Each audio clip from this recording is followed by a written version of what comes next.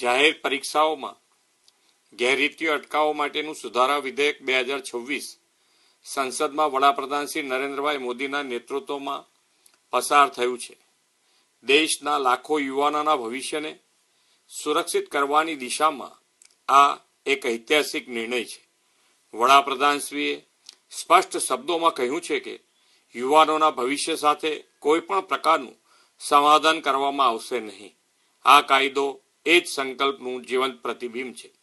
હવે પરીક્ષામાં ગેરરીતિ કરનારાઓ સામે વધુ કડક સજા, વધુ કડક દંડ અને વધુ અસરકારક કાયદાકીય કાર્યવાહી સુનિશ્ચિત થશે.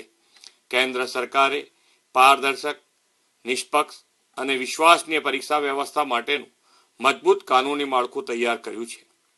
પેપર લીક, પરીક્ષા કૌભાંડ અને અન્ય ગેરરીતિઓ સામે હવે ઝડપી તપાસ, ફાસ્ટ ટ્રેક કોર્ટ, ખાસ સરકારી વકીલો, ટેકનોલોજી આધારિત સુરક્ષા અને પરીક્ષા પ્રક્રિયામાં જોડાયેલા તમામની સ્પષ્ટ જવાબદારી સહિતની જોગવાઈઓથી પરીક્ષાની વિશ્વસનીયતા વધુ મજબૂત બનશે.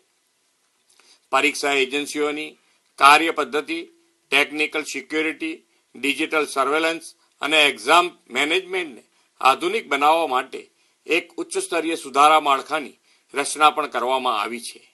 એ જ દર્શાવે છે કે શ્રી મોદી સાહેબે ભવિષ્યમાં આવી ઘટના ફરીથી ન ઘટે તેના માટે પૂરતી વ્યવસ્થાઓ સુનિશ્ચિત કરી છે. વિકસિત ભારત 2047ના અમૃતકાળમાં દેશને શ્રેષ્ઠ માનવ સંસાધન આપવું હોય તો ભરતી પ્રક્રિયાની પવિત્રતા જાળવવી અનિવાર્ય છે.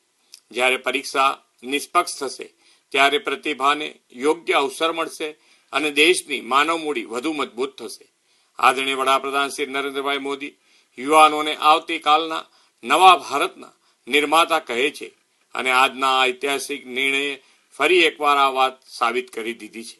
ગુજરાત સરકારે પણ વડાપ્રધાનશ્રીના માર્ગદર્શનમાં સંપૂર્ણ પારદર્શિતા, ટેકનોલોજી આધારિત ભરતી પ્રક્રિયા અને મેરિટ ફર્સ્ટના સિદ્ધાંતને સર્વોચ્ચ પ્રાથમિકતા આપી છે.